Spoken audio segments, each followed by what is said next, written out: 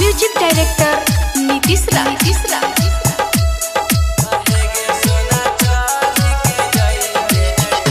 अभी आप सुन रहे हैं Maithili music world. Mix by Rajesh Singh.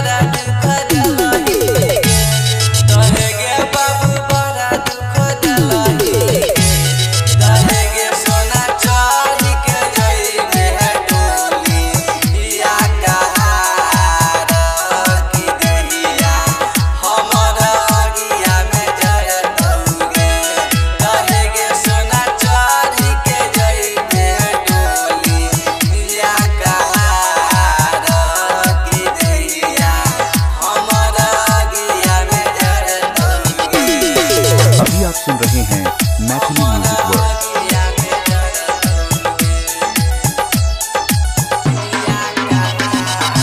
Music director Nitish Raj.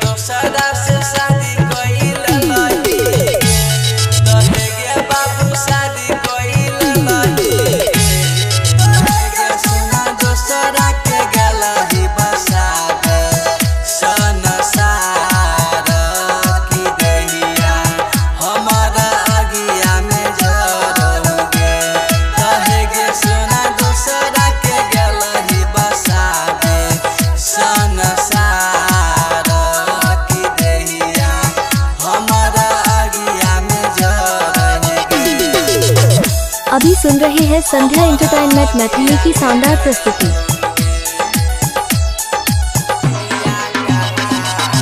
Music director Nitish Raj.